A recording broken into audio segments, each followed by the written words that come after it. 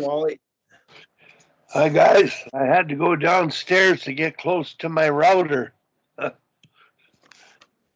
So I'm You're bit not of paying a, electricity bill or what? what's that? Are you not paying your electricity bill or what? No, I've been paying for both Shaw internet and Telus internet, and I canceled my Telus yesterday, and it's got that high fiber speed in it. So I'm just seeing if it works for me or not. And finally, I got it going. But Tell us right now. Tom, I went to the dryland training last night, and I watched the a Division 4 boys U13 team work out. It's first time I've seen formal dryland training, and I think it's just they would be better to just go to a gym and somebody lead them through activities and play some games. They're just not quite ready to do the training that they were. It was good stuff, but holy cow. Yeah. They have to drive across the city just to get to that. And my girls are on tonight. Yeah. But Jordan, I wanted to give you a heads up. I had a good talk with Matt Holmberg last night. Well, Matt has nothing to do with me. Well, he's going to call you about Sophie. Oh, Matt Holmberg. Oh, yeah, sorry. Yeah. And you guys might be interested in this, especially Tom and Dominic. Have you ever used the Torpedo forecheck in all your coaching, pro or whatever? I've never used it, but we've played against teams that did. Well, I've used it a lot, and then Pierre used it in Salzburg when I was there. Yeah. What's your take on it, Tom, right now? Well, I used it at Mount Royal. We were in the finals 4 to 5 years. Yeah. And when the players play it properly, there's just constant pressure. Yeah. Like you pass to the wing. You can't get out if you pass to the wing. Yeah. I found that if you forechecked it in an eye instead of two in it, but then you took that little pop to the center out. Yeah. Because Dan Goyette, she really read it, and when she was coaching UFC against me, they were getting out with that. Okay. I don't know. And in the Red Bulls, we just swarm teams all the time. Yeah. Like for kids hockey, it's not great because it really set up, where you're playing, kind of thing. Like I know that it's almost like the left wing lock and Scotty Bowman in Detroit. I've been told nobody wanted to play left wing because so what he did is he set the left side lock. So, F3 became that position. Yeah. Then you can pitch. And nobody gravitated to the left side. Well, he won a few Stanley Cups there, so. Yeah. Well, I wanted to bring it up because Jordan, Matt Holmberg at Queen's University, and this is really interesting for everybody. He uses this year, he's got a hold of Rick Traugott, who's sort of the expert that's written a book on that forecheck. And I believe I believe here's what he said about it. It's having him think about bringing Sophie. When you think of the Torpedo, the first two are your aggressive forecheckers, and the next two are the halfbacks. And in that framework, she would be the halfback. Mm-hmm. And that possession and ability with the puck to maintain possession would make her more valuable with that kind of an alignment. So it's just causing her to think about it. And I don't know if Dom or Tom remembers Sophie, but she's a natural scorer, a big girl, and not a great skater, but she is a natural scorer. So I think he's a little more receptive to her now that I got to talk to him. And I also mentioned that. What's that? Would she play right D? I don't know. Like, what does she shoot, Jordan? Do you know? She doesn't play D. She's a right-hand shot. Right-hand Yeah. shot center. The right D is up on that side is like a forward. And if you have a good offensive right D, they can really. I had one girl play that, and she was a first team All-Star 3 years in a row at Mount Royal. She's never played D, Tom. She's just been what, a center, Jordan? Yeah, center and winger. So, Well, she'd be low in the zone if she's a center. You know, job's a little different in the zone, but not that much. yeah. Well, she would have to line up at center, but be the right D. You know what I mean? Does that, when you use the torpedo, are your two wingers or a winger and a center? You know, I have difficulty changing my mindset. Well, you gotta, if you have the center take the face off, it's got to be like on a penalty kill, where the center goes out to the point. You know, the guy, whoever's taking the face off, goes to the point, Yeah. and then the D just slip up and pick up the center.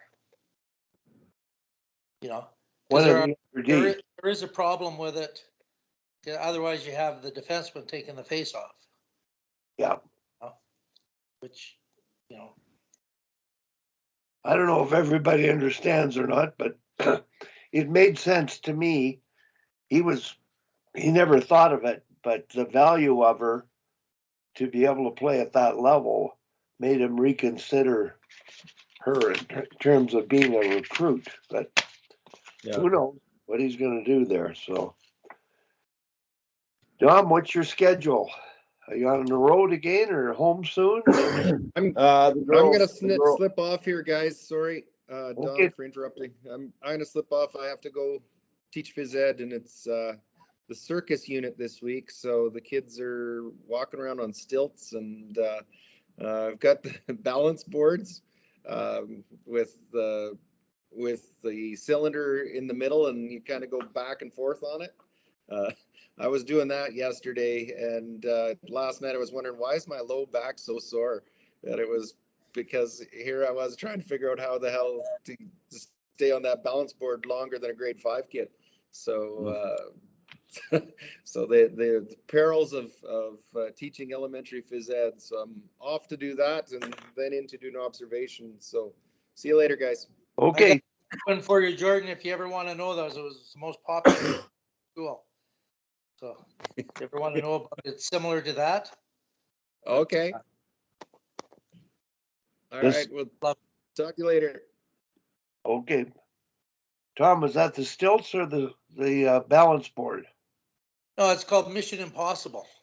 So you set up all these things that kids do, and they start, and like we start with balance, but then you create a scenario first. You say, okay, one of the scenarios we said there, you're trying to escape from a prisoner of war camp. So there's guards. So half the kids are guards, and half are going through the circuit. Yeah. And there's bean bags. If they fall, blow up, you have to start over. So as far as you have to start over. So it gets more difficult as you go along. Yeah.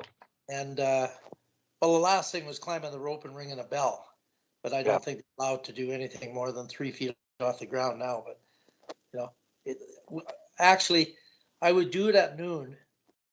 You know, and kids would set it up real quick, and there'd be from grade 1 to 9s there doing it together. They absolutely loved it. Yeah. But anyways, it was a great activity. You know, that's the thing I noticed. When the girls came in to train yesterday, I didn't stay and watch them, but they were really excited about it. There was half a dozen parents there, and I watched the boys work out. I didn't see any parents, and I think the boys, I saw 2 or 3 guys that were dialed in and did everything the way the guy wanted. And then I saw some that just went through the motions, and you could see some that didn't want to be there. So that the idea of playing a game and moving your body and changing direction and responding, it makes more sense to me now, that playing other sports, which isn't really going to be a reality. Growing up, it's gone the other way. And I don't know if you can change anything. Dom, you mentioned you were going to try wrestling, entertain that idea.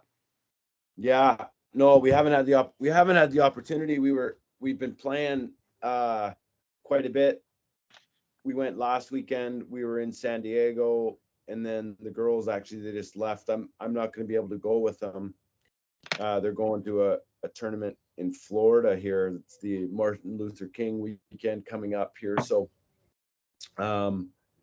yeah, they're on their way there, and they're going to be playing some of the top teams in the for U16 in the United States. So it should be a good test. But no, haven't had an opportunity to do the wrestling, but definitely will when the opportunity presents itself here.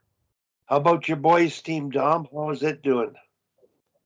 Well, the reason I didn't go is because we're going to Detroit with them leaving tomorrow morning. So heading with them. There's an event in Troy, Michigan. I'm not sure how far that is from Detroit, but we're out that way. So we'll see. What are your numbers on the guys? We've got 13. Do you have 2 goalies or 1? No, 1. That makes practice hard, eh? Sorry? It makes practice difficult. Yeah. Well, what I actually do is so we've got 2 lines worth of girls and we have 2 lines worth of boys, and I mix them in there so we can work on 4 line drills that way. Yeah. Or I'll go, you're right, you're not wrong. I'll go, I'll do some half ice things, with them a little bit, but it actually isn't bad when you start doing, because we would do that all the time with the minor league team. We would split the team in half, and you'd have 10 to 12 on one side, 10 to 12 on the other, and then you would be able to do some different things. So whether you're doing an angling or you're doing a 2v2, you're able to do some different things that way. So, but yeah, no, with if you're trying to do five man drills, it becomes a little bit problematic. But as I say, we'll mix in the girls into the mix when we practice at the same time, and so then you're able to go 1 5-man unit, another 5-man unit, and then of the boys, and then you do the same 5-player units of the girls. So that's the way I've been managing it a little bit. But yeah, we have it's doable. It's just not. It just eliminates so many things you can do. Yeah. I mean, we do practice. I have my one coach. I've gotten a coach who's a goalie who puts on full gear. So we end up having a couple goalies. So we can, we end up doing that a little bit. Now the one goalie from Minnesota on the girls' side, she comes out and skates with the boys too, and so she's pretty dynamic. She's good. She's small, but she's really, really good. So, but yeah, no, I mean, you have to make do. I remember talking to one of my former head coaches who coached in the East Coast League, and he would have similar stories of having to run practice with 2.5 lines because all their players were being pulled up to the American League, and because they would be on you know, at the American League level, I remember sometimes we would have 6, 7, 8 guys sitting out, and you know, we had a couple guys hurt here and there, and we would pull up guys from the East Coast because you'd want to take a look at them, but those East Coast teams just get decimated. So, you know, he would say I'd have to practice sometimes with, you know, 2.5 lines, and you're trying to do, you know, different things for the benefit of the guys that are there. So yeah, it's just Our team, Cassie and Jim jump in a lot of times. I had like yeah 3 weeks. My two best two best fours and best D went on vacation. We only have 50 players, eh? And and then this being a bad year here for people being sick. Like both Wally and I were sick, were really sick. Yeah, I'm coming over. I got something. I Did got you? something when I was up in Calgary. I'm fighting it right now. Yeah, I got a sinus infection from all the blowing my nose and everything. Eh? I'm on antibiotics for it. So I didn't play yesterday. I went and I skated outside instead. Yeah. Yeah. I skated maybe, and that maybe might be, I don't know. I've skated a couple times when we were in Calgary. We went out to is it Wildwood? Yeah. Oh, would Wild. you We went a couple days in a row. We had the girls go out there. They loved it. It was great. was the ice good? Ice was good. Yeah. Yeah. The girls were joking. We have a hard time getting in a flood in the indoor rinks here, and they had a flood on the outdoor rink. They were blown away by the fact that they had the Zambonis come out and flood. So yeah, it was good. During COVID, there was about a dozen of us. We went 8:30 in the morning, 3 times a week. Preston and Levy were 2 guys that came all the time.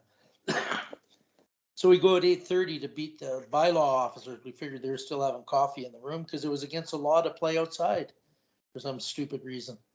And yeah, we did that for a couple of months. It was great. Yeah, I bet. Yeah, yeah. There's not much that can beat playing on the outdoor rink. That's for sure. Hey guys, we've got a guest user on. I'm going to see if he or she can introduce themselves to us. Oh, you know who that is? Greg Revac. How are you? Good to see you, Wally. Good to see you, Dominic. Good to see you, Tom. Hey, how are you? Doing well. Work day, so just kind of just thrown on in the background. But always good to hear from the Sharks. Yeah. Well, there's a number of things, you know, going on up here that are related to, you know, hockey operations relative to managing a team with numbers being too low. And Dominic's case, he's faced with that with his girls and boys teams. Tom has had problems with not enough kids coming out to practice and having to adapt. And so that's been some of the discussion. But Craig, I did want to mention I'm really enjoying your site. I paid for the subscription, and I haven't really delved into it, but it's all good stuff. Your languaging is really interesting. It's different. It's just that my old school thinking, I've thought of those things before, but never expressed them. You know, everything that you're talking about, I believe, has been in my mind and what I'm trying to do, but it's really well done. And your videos are tremendous. Now, are you getting those from Daryl? No, I have a trusty iPhone, so you just screen record and then turn it into GIFs or GIFs or however you pronounce it, and then I just copy and paste those into the article itself. Oh, it's really neat for anybody else that's listening. I've passed on a number to the Sharks. I don't know if any of them have registered in it, but I haven't really joined the coaches site yet. I'm sort of trying to weigh the value of what I'm actually going to use. You should see if they are willing to give you one for free. I feel like they're not against that, especially if you've been on like with Mike Benelli before on his stuff and been a contributor. Well, I'll double check on that because they've got some good speakers and really good presentations. It's nice to access them, but I just find how much that's out there while you're in season can you apply? How many coaches can invest their time and energy if they're not full time to do things differently or experiment? Dom, can you comment on that? Like, do you get some ideas and say, well, gee, I can try this, I can try that? Or are you like typical coaches, or we're just too busy and locked into what we are familiar with? And I'm just not sure when actually you can take the time to apply and test new information. And I'll tell you, Jordan Fenton, who was on earlier, he has tested everything Daryl has done. And he's found unbelievable success with surfing and discouraging the passes and preventing them from gaining the opposition from gaining the lines. But talk about you. Changed anything and tried something different that's worked for you, or? Sounds like Dominic might be getting some morning announcements here. All right, so I'll step in on Dominic while he probably wades through some riveting information here. But first, wanted to say, Wally, glad that you're finding the Hockey IQ podcast and newsletter helpful and interesting. These are all like items that I wanted to talk about, but couldn't find. Half the time it's like cliche stuff like 3 drills you should try at your next practice, or 3 things for angling, or I just didn't find it very impactful for the concepts that I know people are having conversations around, but being able to have them on a more mass scale. Like I will talk with a player about something like, yeah, I'm going to send you one of my pieces. And then boom, we're having a much more in-depth conversation. They're talking about things they like. They're saying like, yeah, I'm not sure I can put this in my game or whatever. So like that's been super powerful and impactful. And then also like a time leverage. Like I don't have to have the same conversation 5 times. I had it once. Now I just send it out. So I think that's been really cool and helpful. And I know a lot of coaches have done that as well, where it's almost like a homework assignment they just give out to their team and then have a conversation at the next chalk talk to go over it and details and elements that they want to add into the game, all of that. So it's been helpful for me, helpful for others. I'm glad people are willing to pay for it. It's kind of like Wikipedia. Like I'll put out a thing or two to support the supporters, but for the most part, I try to keep it free and access to the masses for those that are curious and want to learn more. It's I interesting. tried something different the other day, Wally. Yeah. Like just before practice, Jim had a big court case on this is Monday, right? Yeah. So he said he couldn't come to practice, and Cassie was on Monday Night Hockey. So I got one of the parents coming to the ice, but those players got back from vacation. So we had all 15 skaters. So we've gone to 3 sets of 5. So I put them all in different colors. And I wanted to walk them through the forecheck. So I know that if I leave people in the neutral zone, the other ones, they don't watch when they're not doing it. So I put 3 left wingers, 3 right wingers, 3 center, like every position. And every one of them, all 3 went to, the parent would be in the corner with a puck, and all 3 went there. And then the goalie, he passed to the goalie, and then the rotation. Yeah. And we went through everything there, and it worked out pretty good. It was just So you did the D zone or forecheck walkthrough or the D zone walkthrough? forecheck. Forecheck. Okay. Yeah. 1, 2, 3, 4, 5 with a pinch and a wide rim. Yeah. Greg, for just for your information, over the years, everything I've ever done, Hockey in Canada's ever done, was related to play without the puck. And the reason for that was the back in the time when we hosted the Olympics in '88, Dave King and a number of pioneers of coaching in coach education they focused on teaching, coaching, and development in a way that's beyond imagination back in the day. And one of the things we had to do, because we played the Soviets and they had the puck all the time and they were doing everything that you can imagine offensively.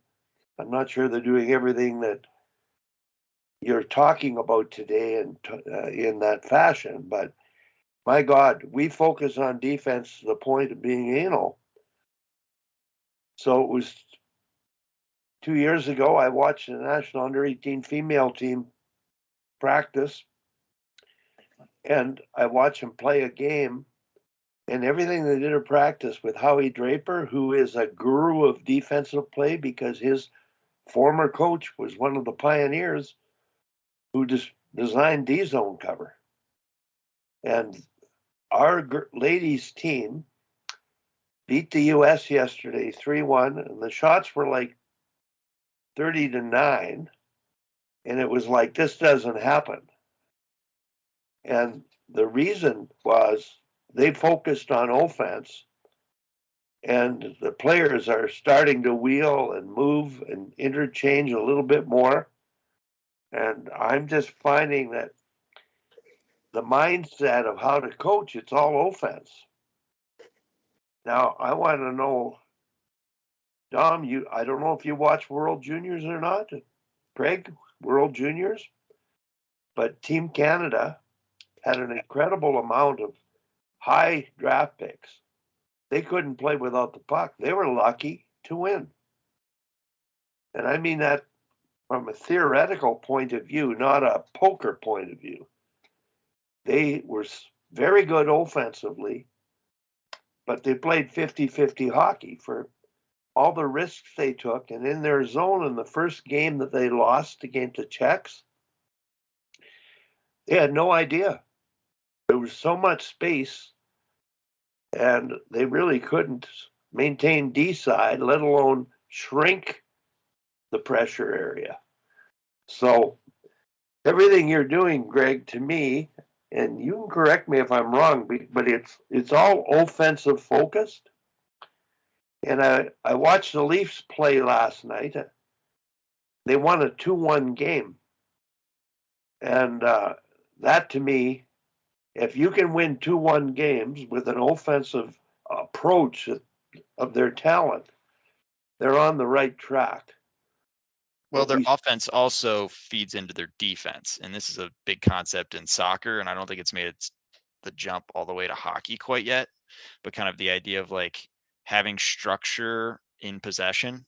So even if you do have a turnover, you're immediately going to be able to pressure it or have numbers behind the puck. Yeah. I mean, that's massive over the last 10 years in soccer and how they've like structure. So they talk about like phases of the game and how do they build and how do they structure in the different phases of the game, whether it be in the defensive third, the midfield third, or the attacking third. So similar to hockey, like how do we structure ourselves when we're in or out of possession? A lot of it has been possess the ball, but how do we possess the ball and have people in the right spots? So if there is a turnover, we're insulated. Now that's an exact example, Greg, of, to me, it's automatic. Transition is the game. When you don't have the ball, you had better be close enough to pressure it to lead to a turnover. And on the converse, and I'm talking soccer because I watched all the World Soccer games. I have a granddaughter that's playing. And offensively, they were able to possess the ball because they touch passed so much that you couldn't react quickly enough to get possession back. So from that point of view, and the possession point of view, the structure is important. Like when we say claw forecheck or we say man on box behind, but you're playing within that framework and making decisions quickly without the puck or soccer ball or with it. And the essence of the game is the quick thinking that goes on between the players together to take advantage of the situation. So I really enjoy watching the Leafs, and having been at their camp and watched the superstars work by themselves, and then the American League guys run their practices. They're really using that offense first module, and that it is about possession. The concept of possession changes. 5-on-5, according to Dale, makes absolute sense. And I believe at any age, the most important thing you can do with U13s or Dom with your team is a 3-on-3 possession change only scrimmage. Because that to me is the essence of taking possession to the degree that we haven't been able to before. Because we've been reared on dump and chase. Dom, when you played minor hockey, were you taught to dump and chase? Yeah. I mean, I think a little bit of a. I mean, my dad knew nothing about hockey. I mean, you've talked to him quite a bit. He came from Italy, knew nothing about hockey, and was, you know, George Kingston and Dave King, and as far as the fundamentals and that. So I don't know that we were ever really taught to dump and chase per se. Like there was more of the individual skill based. And so, and I as I say, it was a little bit different because I do think there was such an emphasis on the individual skills. So the kids we ended up doing pretty well, but because we were pretty skilled. But as you start going through it, then it starts major, junior, and pro, and then it starts getting more. It started getting a lot more structured, and now it was a lot of the don'ts of the game. Don't turn the puck over, get the puck in, and so obviously it's changed. With us, our focus would in the minors coaching, and even through the big club as well, their focus as well. But I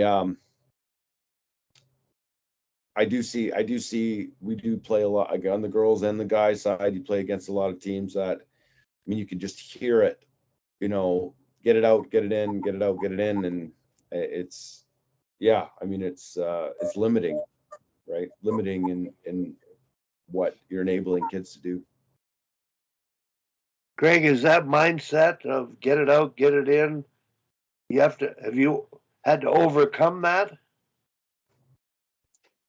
I feel like it's just a panic. Like a lot of people in today's game, a lot of players in today's game are taught to have contact later. Like the sport, they've pushed back checking for so long, and they call it so tightly that a lot of kids are uncomfortable with contact. So anytime there's some contact or getting used to contact for the first time, especially within like any kind of puck protection, they often will panic and throw it away. So I think it's less on the teaching of dumping and chasing, and it's more around the ability to be comfortable within and around contact without having to like, oh, I'm taking contact, I need to get rid of this. So rather than pass our problems, puck protect and find a better solution, is where I'm going with it.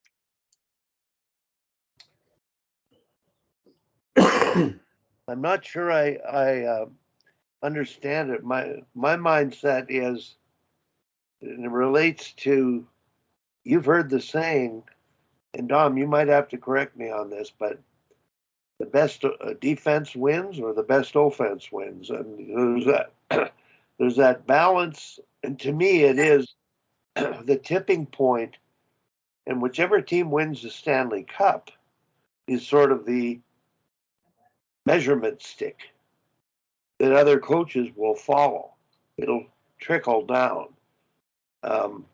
I totally understand the change in the game and the offensive capacity to take it to a level that we haven't played before. So I like that way that we're going. But when I watched the World Juniors and we still won, and I'm going to watch the Stanley Cup really closely in the next few years of my lifetime to see, is it going to be a balance of both? And is the offense going to dominate? And, just I grew up being a Toronto fan and now having contact with Daryl. I'm really looking forward to his experiment with working with that and how the ripple effect goes because the players that he works with lead on those teams. And they're what they did last night with that win, and I listened to the sportscast a couple. The Tessa Bonhomme was on the sportscast last night, and they talked about the Leafs 2-1 victory. So I'm, this is new stuff for me. Possession, and Tom Malloy, he keeps tracks of passing, completed passes during the game, which I think is really a vital statistic. Because I just watched the Circle K tournament here with the best AAA kids in Western Canada and the United States. Some kids came in, I don't know whether they're the best or not, but I didn't see any passing.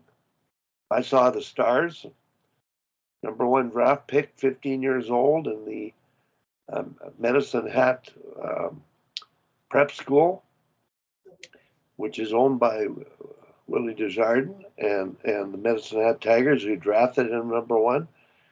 And the amount of passing, they don't pass. They don't use each other. So you're smiling there, Craig, and I'm wondering if that, like, you could comment on that. Like, to me, I watched the game night before last with Kerry Bracco, Dom. We watched the AAA team lose to the crosstown rivals, and I talked about Don Phelps. I picked him up and took him. He said, "Is it me or there's no passing?" And after the game, he said, "It's just a game of 5 one-on-ones." So, Craig, can you talk about that at all? Yeah. I mean, I think all of us can talk to it to some extent. Like, I get a team, and half the time you've got players that I don't trust this person, or like they're just in their own world. And it's about creating like this game intelligence or just awareness and growth in them as humans, uh, to realize, oh, I need others. That helps. One of the things I always like to talk about is like a one-on-one in the NHL. It's like an 8% success rate. Okay. And maybe with the skill gaps in youth hockey, maybe you're up to like 12, 15% max. Yeah. And still, those are terrible odds. So you better find out another way. So all I talk about is how do we play together? How do we think about creating 2-on-1s? But it's tough. I mean, you can watch the evolution of the team that I'm coaching this year. From when they first started, it was every top player wanted to go 1-on-1, and that's all they pretty much did was go 1-on-1. And now we're starting to go through the neutral zone and isolating, actually like looking behind us. We're not just doing everything in front of us. We're actually hitting trailers. We're isolating who's going to be my help as I'm going up the ice. I think it's always funny when you first get a team or you get a talented player from youth hockey, and now they're playing with kids that are 4 years older than them. So whether it doesn't matter how talented they are, they're still going to have challenge at the high school level as a freshman. So it's finding ways to enlighten them to being more aware, to look around. And a lot of this comes for me with just like scanning and awareness of others. So I like to play small area games. For example, I'll play 2-on-2 below the tops of the circles and then 1-on-1 above. And the way you go from defense to offense is you have to activate that player, but you also have to fill. And at first, it's always a person passes and then they fill. Well, eventually it got to the point where we had players off the puck filling that role to allow someone to dive in rather than having like this exact exchange between I pass, you go. So it started out with a lot of scissors and whatnot, which is great, but then it also became a switch off the puck. So it's pretty cool. At what age are we talking here? 14 to 18. Some are 13 going on 14. Okay. Well, our I got to last take a call, guys. practice, We'll be back. our last practice was with the other Pee Wee girls team, and the last two we've done the 3-second game, so we combine the darks and the whites, and it really I talked to them about, you get the puck, you take 5 hard strides, but you get your eyes up so you know who's with you, and it's the other team really liked it because they don't really do that much, that sort of thing. We've done it 2 practices in a row now. Was Greg still there? How are you doing, Mike? Hey guys, I think he dropped off for a phone call. Okay. Mike, just give you a quick rundown of what we talked about. We started out talking about the torpedo forecheck, and a Canadian university female coach has used it and finding it's working for his team very well. He's getting more scoring opportunities. They're scoring more goals, and they're giving up the same number they did before. So that's his rationale. And he's recruiting a player that plays for Jordan, who's a big forward, that can score, but isn't a great skater. So this particular player, he's considering the red shirt, but doesn't know much about. After my conversation, he may take her because he's playing the Torpedo. And Right. That's 4 people on attack kind of thing. And have you ever played with this Torpedo concept or heard of it? I haven't, but I've seen it implemented a number of times. I think it's one of those things that if you have the right personnel sometimes, or I guess in some cases the wrong personnel, then it's a good anytime you throw the kids into a system, is gonna at what level is this? University level? Oh, you're on mute, Molly, or Wally, you're on mute. Yeah, university. Yeah. Yeah, so I would think that in that case, he wants to win games and should do anything he can. The kids want to win, right? I don't know if I'd implore that at the 10U level, but we've done some when I was at Plymouth State, we did some crazy stuff as well, just to try to get wins. So it's sometimes you gotta throw whatever you can. Kim, I was hoping you'd come on, knowing that our meeting got canceled. So all of a sudden, there's a big window of opportunity. That's why I'm here. Yeah, you got a window. Got a window. Come say hi. I know I've been a stranger. Hi, everybody. I love your orange. I know I matched my walls. It's a lot of orange. The players always ask me if orange is my favorite color because my car is orange. My tracksuit is orange. And it is. Actually, my life is orange. Great. It's great. Kim, I'm just throwing the word at you. Torpedo. What's your thoughts? Your background experience? Well, Digit used to run it at Brown. Yeah. So I don't know if she called it that then, but they certainly had some pretty good teams with it when she was there. Yeah. I know Rick Troggett likes it. Yeah. He's taking over a junior team here next season. So it'll be interesting to see if they run it or not. I've never run it in that way. So I haven't personally used it, but those are the people that I know have used it and they seem to have success. I know when Brown did it, this was a long time ago, it was pretty unorthodox to only have 1D back there or one, player back and have all 4 jumping in. So, but again, they, I know one of the years they ran it, they had almost an entire 5-man unit who were all Olympians. I'm sure they could have done whatever the heck they wanted and Torpedo, stand in front of our own net. I don't know, it probably would have worked. But yeah, it definitely, I wouldn't say we adjusted though. When I think about, God, this a long time ago, how we as a team adjusted to that, I don't know that we did.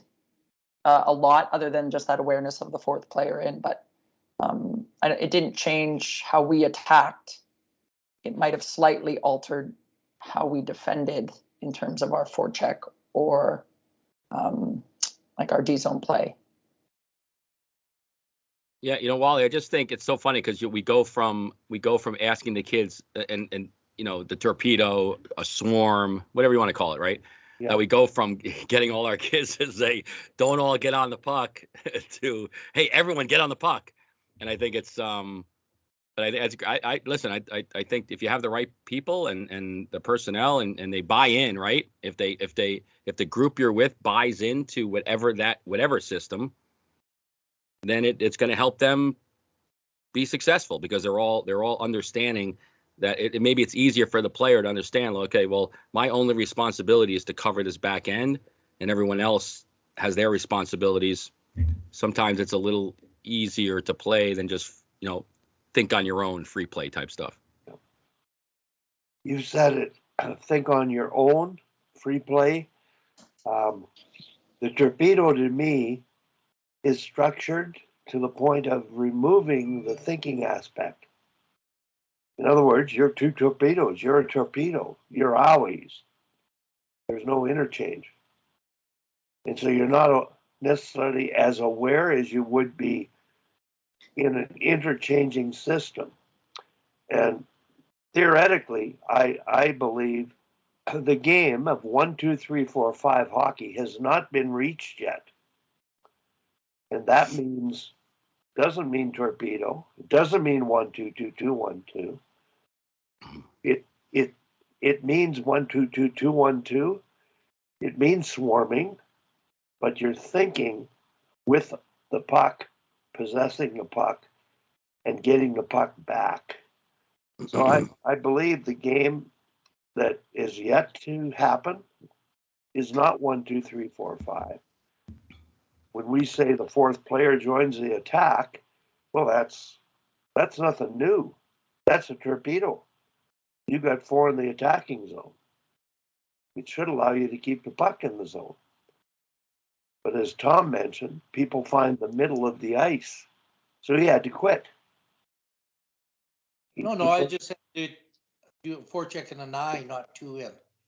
Yeah. The original right on the eye, because otherwise he just pops it to the center and they're out. So as a coach, you adapted your structure to make it work. And my question, Kim, you've coached teams before, and the big thing is 1, 2, 2, 2, 1, 2. What do you do?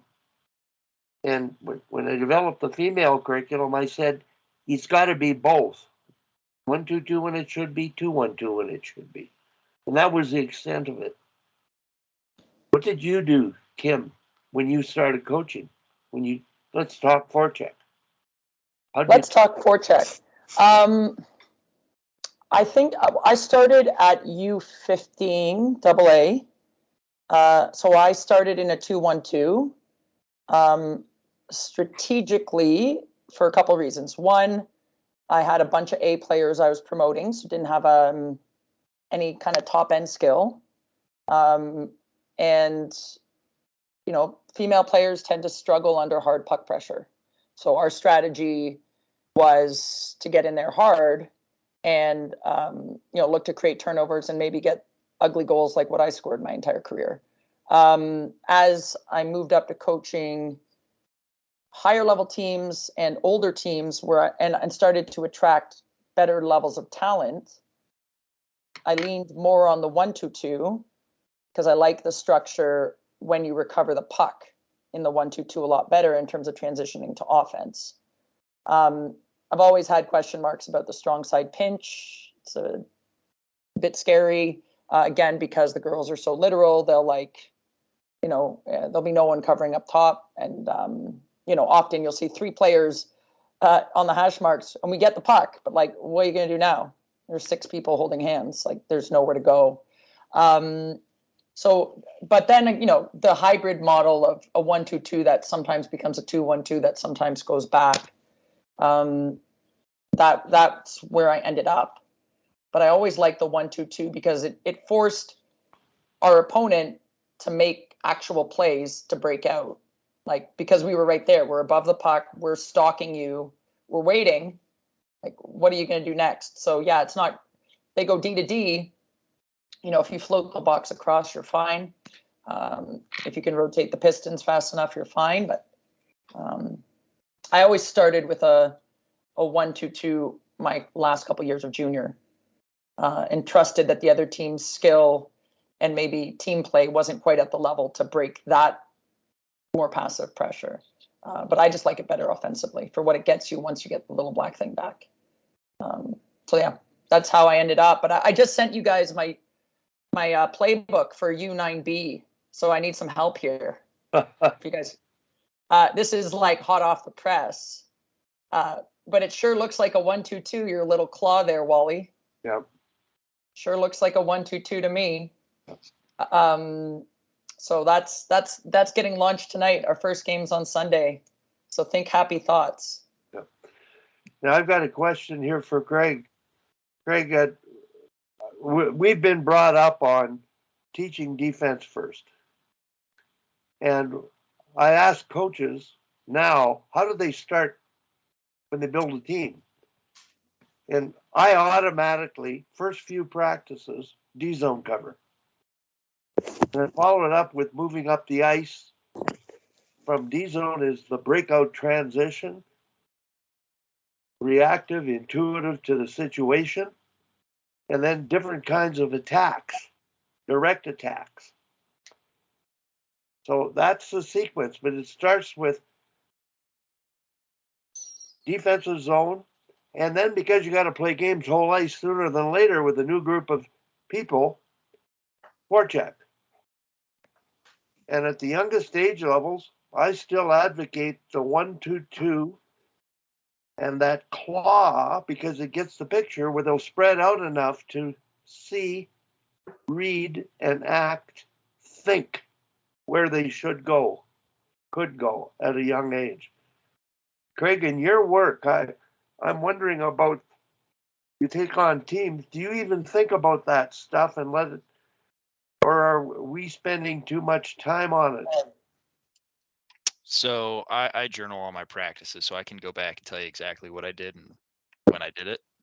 I do a lot of what you're talking about, kind of in like a chalk talk. So we do practice on Tuesday and Thursday, and then Wednesday we do like film, chalk talk, hockey talk, life university, just whatever, and then lift afterwards. So I talk on a lot of the stuff off the ice, and then we'll put them in situations that they're doing it on ice rather than kind of like going through a progression like that.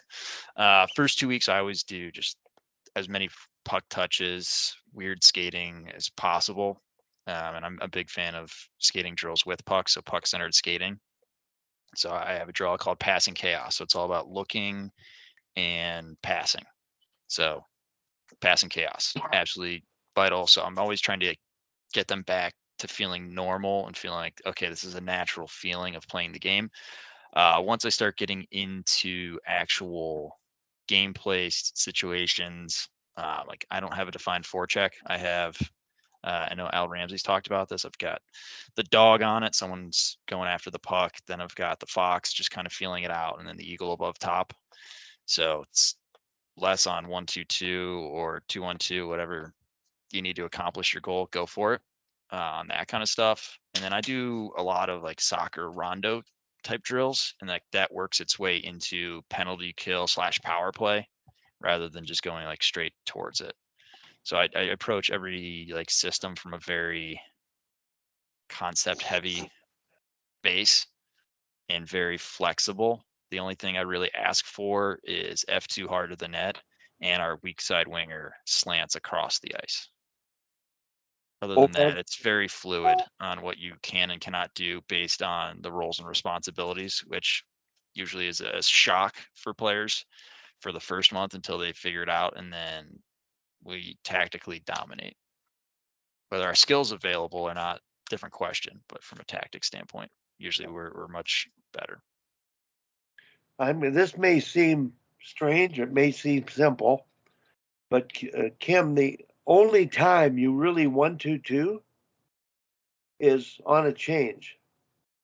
Or maybe a dump in, maybe. But usually when you dump it in, you're changing. And that means you come out of the box, first, second, third. And that's why the shape of where am I going to go if I'm first is obvious. I'm pressuring, I'm steering. Where's 2 and 3 going to go?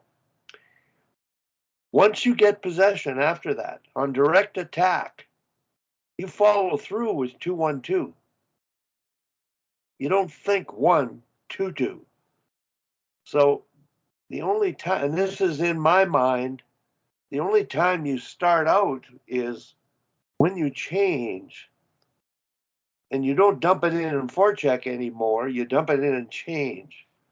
So I don't know if this makes sense or not, Kim, but that 1-2-2 is huge because when I worked with U8s trying to learn whole ice hockey before the rule change, they just swarmed.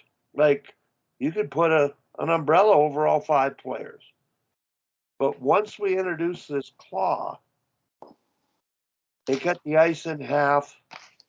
They were spread out and they were able to think first, second, third, 1, 2, 3. If you can count to 3, you can play the game. So you get out of this right winger, left winger, center mentality, which is robotic.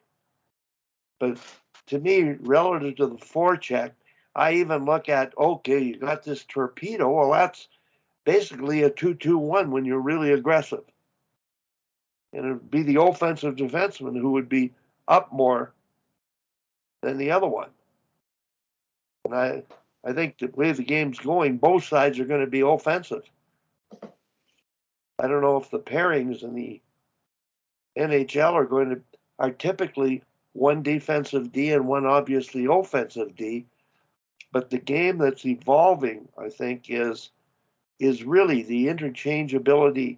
But when kids grow up to think the game, and you learn to think without the puck in terms of where you should go, and possessing it is more important because when you have it, they can't do anything with it, but they got to try to get it back. So as we talked about earlier, its transition is the game within the game. Greg? So, Wally, I've got a few points to follow up on that, and then I'll shut up because I feel like I'm talking too much here for the group. Like all of my drills nowadays, I have 0 cones that we ever go around. There may be some general markings I asked them to like consider, but I find like all of my drills, all I'm trying to do is find drills or more activities. Drills are a bad name, but activities where they have to read off of each other in order to progress the drill. Like no whistles. Like the less whistles I can use, the better. If they can just look at each other and start it or make it continuous, I think that's massive. And then any kind of like interchangeability where you have to change with someone. So kind of like that earlier drill we were talking about, where 2-on-2 low and you have to activate the 1-on-1 high into the zone. Those are absolutely massive. And I think that's also how we get away from like creating practice players where they look phenomenal in practice, but as soon as you pump them in a game, they're absolutely terrible and their skill set almost like falls apart because they know like the solution, but they don't know the process to find the solution rather than practicing like how do we get to a solution and practicing those. So it's like repetition without the repetitiveness. I feel like that's where I try to go with it. I'm curious to see where everyone else tries to go if you're trying to create whether it be positionless or just like teammates working together and teams that are able to be fluid in a very chaotic game. Well, I'll share a bit of my experience so far in my new coaching career with U9 players, because it's new every day. So we have gotten, January 15th, we switched to full ice. So this Sunday we switch. Up until this point, we've had no positions, but the majority of the teams we have played against have positions. So because you share the bench with the other coach, right? So you can hear them say, okay, you're a D this shift, or forwards, you're double shifting. And we've had like none of that. Like no, we haven't even used those words. We are not going out of the door like that. So it's interesting just observing that we're the only group that I've seen, because I'm on the bench with the other team's coach, that's gone completely positionless, and have really emphasized just skill and some basic structure. So essentially what we've done is wherever the puck has been when it's 4-on-4, we send 2 hunters. Now that was essential in the beginning because we were behind skill-wise of everybody. And really the only way we were going to possess the puck was like overwhelm them. And so in the beginning, we like sent 2 hard and ended up with a lot of pucks. And then we would like not have the skating skill to get away from that one person we just overwhelmed, but it was, at least we had the little black thing. What happened, of course, is our skills went up. So then the second player was kind of in the way. Like the first player would go hunt and then the other girl was right there and it was like, oh, you're too close. Like, no, we can't do anything. So we had 2 hunters. That's what we started with. We played probably our first 4 or 5 games. Like that was our entire tactical play, was we have 2 hunters. And if you get the little black thing, just skate it. Get open and get down the ice and try to score a goal. That was it. And it didn't look a lot like hockey, but it was, I think, emphasizing the right things. Then we added a home player, which you might argue is a defenseman. And then I didn't even know what to do with the 4th kid. I was like, I have 2 hunters in a home when we don't have the puck. The other one just like, go where you think. And then when we had the puck, we had a skater. We had her backpack. I've talked about that before. The player who's like, we started with her actually being behind the other player because we knew our skater wasn't good enough to get around anyone for the most part. So she'd run into somebody on the other team and the puck would pop out and then our backpack would get it. And I would say we probably scored 15 goals 4-on-4 where the puck went directly to the backpack and she just skated around and got a free-for-all shot. So that was all we had up until like very, very recently. And now we're going to what I just sent you guys in the attachments here, but we're going to the claw. But we've established that everybody hunts. We've established, that whoever gets the puck is a skater. And so it's really interesting. Some teams, even a couple teams had this, never seen it, but they'd have 2 defensemen that would not leave their half of the ice in 4-on-4. Like you can imagine, it's like we always had a 4-on-2. And we sometimes gave up 2-on-0 breakaways, but like they had 2 kids who wouldn't leave their half of the half and 2 forwards who would not come onto the defensive side of the half. And I was like, this is strange. But again, they're obviously getting ready for full ice hockey, which so many of these guys, and no offense, gentlemen, I've been mansplained hockey since September by these fellows from the other team so far. Like, it's amazing the things that people have said to me, which is great, like very fascinating. But anyways, they're all like, I can't wait till we get to real hockey. And I'm like, oh, really? Tell me more. I'm dumb. Like, oh, it's going to be so much better. I'm like, it is not. Like, I know, guys, I know exactly what's going to happen on Sunday. We have 6 kids who can really skate and handle the puck. And I will be watching those 6 kids play hockey for the next couple of weeks until everyone gets, and I can tell you who the 5 kids on every other team are. These are the kids I'm going to be watching play hockey for the next little while. It's not great. I don't think we should actually be going full ice. I see no value in it. Like, none. We can go next year, or like when you move up to U11 in the girls here in Ontario, I see 0 value in it. So I'm actually not excited about it, and therefore trying to be as positionless as possible, because I just don't see how putting these small humans on a football field to play hockey is beneficial to their individual development. Other than, I guess, they're going to be more fit because they have to skate further. I don't know. But it has been really interesting. And I'm curious, even our head coach, who I'm not the head coach, but I basically plan everything. So I just don't do any of the admin stuff I did for 15 years. He's like, oh, what if we give up breakaways? Like the goalies are going to get like 3-on-0s. I'm like, yep, for sure they will. Absolutely, they will. We will be in the wrong place. So even though we've adopted this structure all year and we went from being the worst team, I think we won. I don't know how you win on half ice hockey, but we won the little half ice hockey games, like our last 3 games. And we were by far the worst team at the beginning of the year. So I don't know, it seemed to be working so far. But the parents are like, when's my daughter going to get her position? And the kids are like, what, am I going to be a defense? I'm like, it's so fascinating. Like they need, and if I can't pull it off, guys, if I can't pull off selling positionless hockey to this group, I don't know if anyone can do it, because I have like enough street cred that I should be able to do whatever the heck I want with this crew, and no one should bat an eye. But I have no intention of doing much more than what I sent you guys. Like zero. Like that's it. That's the whole playbook, other than like, you know, maybe an attack triangle. So anyways, I've talked long enough. Mike? Now, Kim, I sent you a text, or an email or something, but Brant Berglund, who's the video coach for the Boston Bruins for a long time. I think he works with the NHL now. A long time ago. It's a long time ago now, but he had this whole theory about the ballad of the lonely D-men in half ice and cross ice hockey, and this need for coaches to always have a defensive player. And his point, and I think is valid, was that it's usually the kid that needs the most touches of the puck that ends up being the person that stands there waiting for the puck. Because you're like, okay, how can I put this kid in a place and hide him where the puck has to come to him or her, and they don't need to make decisions, which causes them never to have to make decisions.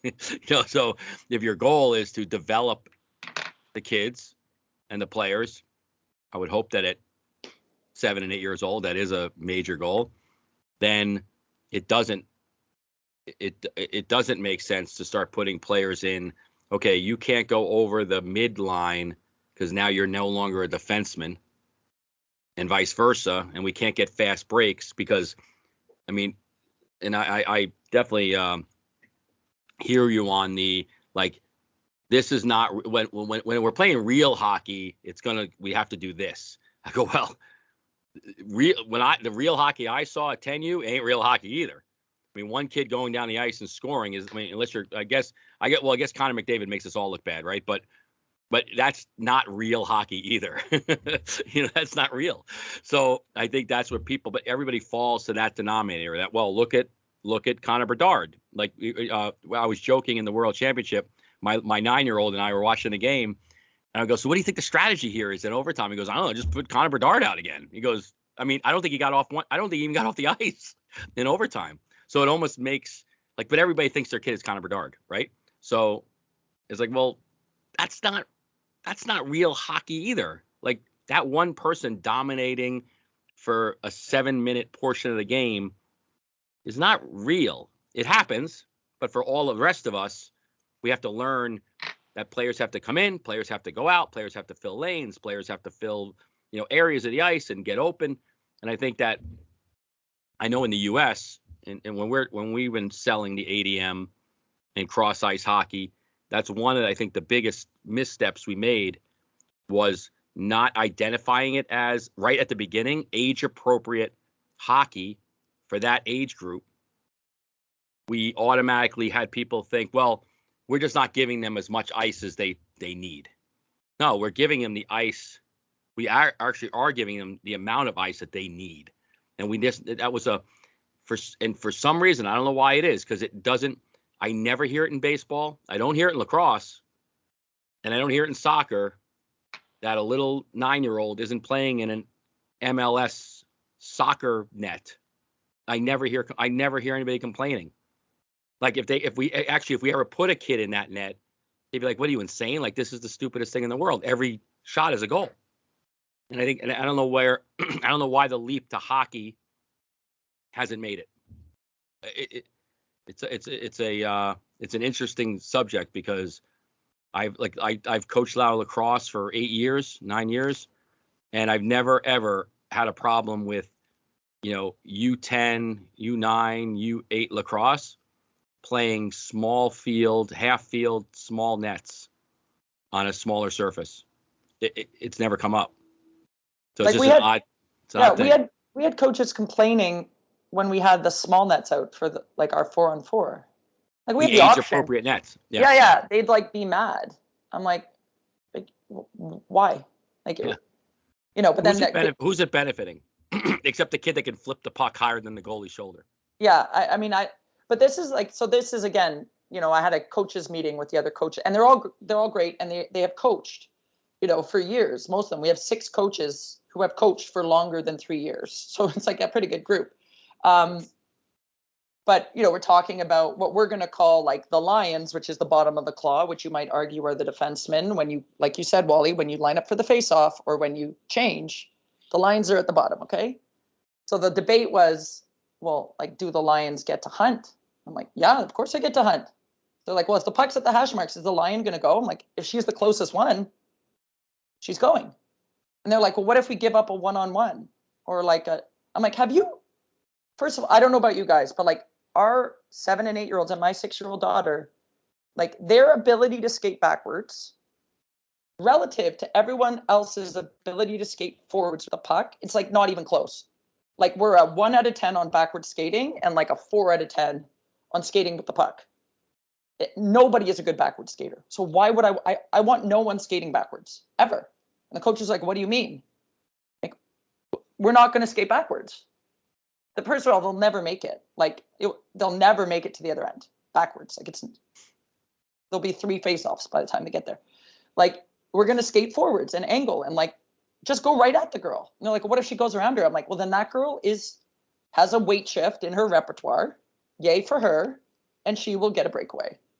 Like, but it's not going to be better for us to butt wiggle backwards and like it's just like no one has that ability, nor do I want to develop it. That is not a U9 ability in my, we have done some C-cut backward skating, but it's never going to match any of the players' forwards ability to skate. So they're like, oh, like, I'm like, yeah, we're going to be giving up breakaways, guys. And we're also going to scare the crap out of some girls and steal pucks in the offensive zone because we're hunting. But I don't know. And as I think about it, I go, that's how if I was coaching junior hockey right now, that's what I would tell my strong side D to do, like they do in the NHL. Like I told the coaches, I'm like, go watch the NHL. The Ds aren't just backing out. One of them's angling up and surfing over and trying to kill the puck carrier. Like on occasion, at least, if not always. So like, if you want to argue that this isn't real hockey, like watch the top level of hockey and tell me what the Ds are doing. Because it looks like they're hunting to me, right? They're always attacking. So, it'd be interesting to see how it goes. But I think then at least if you're positionless, right? Then we're not wasting time really trying to get these Ds to defend one-on-one skating backwards. I just don't. I could be wrong. We'll find out in the next couple of weeks. But I just don't see it working on full ice hockey in any way, shape, or form. Does that mean we don't teach backwards striding anymore and Mohawk pivots anymore? Oh, no, I am for sure teaching it, Wally. But it's like, we just started working on backhand shooting. Like, I'd love a girl to like score on a backhand, but she's like if you look at a curriculum, she's at A, from A to Z on the backhand, right? Like our backward skating is at like B right now, but our forward striding is at like G right now. So is every other team's, right? Like it's just what are the skills to prioritize, right? Striding, turning, stopping. We've just started really pivoting.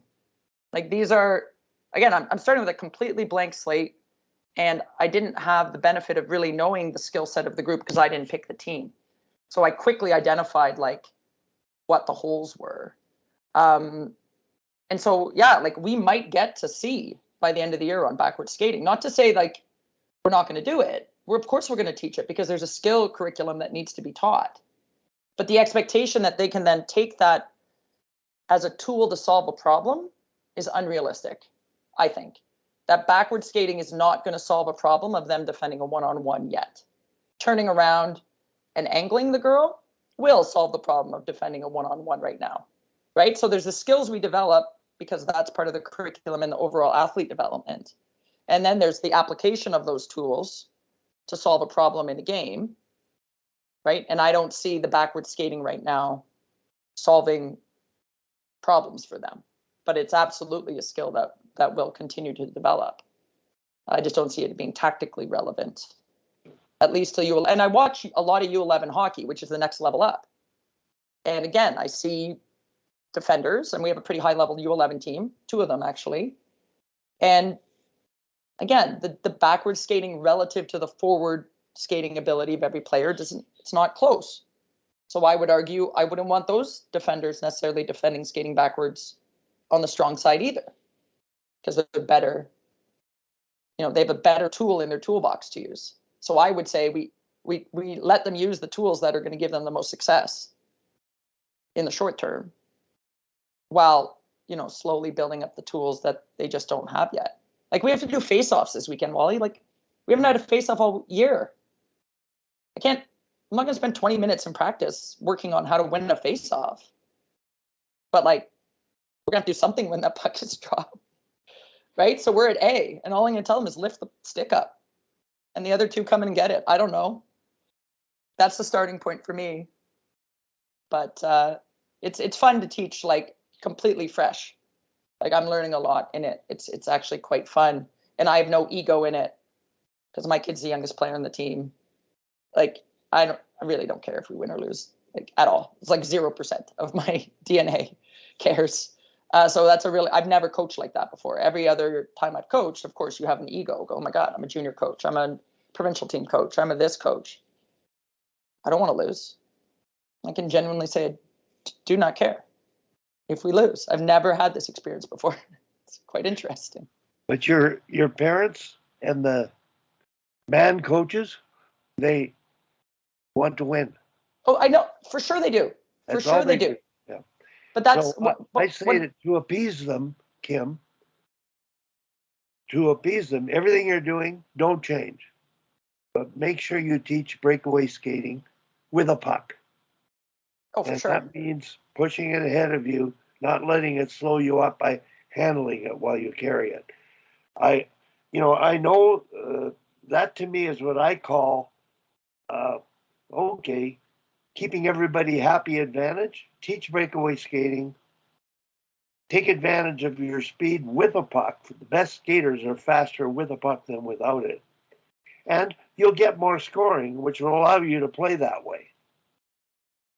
So that's just the only thing I would offer. That when I watched the U13s practice, Tom's team and West Jardines out here, these are the best girls in Calgary at that age. That's the first skill I would have worked on at the first practice I watched. And I made all kinds of comments and provided video for West about that skill, because none of them could skate the game forwards and backwards completely, let alone add a puck to it. So, Hal, what do you think about all the conversation? I see you smiling quite often, and go ahead, Hal. Get your chime in here. Well, good morning. Sorry I was late. I was on another call. So Kim's right, exactly what you're doing. I think it's awesome. It's hard. It's hard to be different. And I do the same thing. I've done it forever. I spent about an hour and a half last night looking at the BCHL league because I affiliated with one of the teams, and our team's in last place. And I start going through all the rosters of all the other teams, and it just reconfirms that the thing is that the team that has the best 5 players wins the game almost all the time. And regardless of what kind of systems you use or what kind of practices you run, if you've got the best players in the game, you're probably going to win. So junior hockey is all about recruiting the best players, and and the same thing in the National Hockey League. There's great teams and great organizations because they get great players, and they churn through coaches, but they still got great players. So when we look at, I watch some youth stuff. One of the things we've done a really good job here in the United States is teaching kids how to stand in line during practice and watch 1 or 2 other kids skate. And that just drives me crazy. But then again, I'm coaching 14-year-olds with their fairly low skilled, what surprises me the most is this, you guys are working the dog, fox, eagle, which is essentially sort of a triangle relationship. And I had to sit down last night with my guys and show them, what does this formation look like? Geez, they don't know. It's a triangle. So as the puck moves around, try to stay in that relationship. And because this idea of high slot, which is perfect, which is the tip of the triangle, what's one of the corners, they all want to go to the puck. We end up with all three of them under the goal line. And we get the puck, and then we got nothing to do with it. And then we turn it over. And then they're 200-foot back checkers.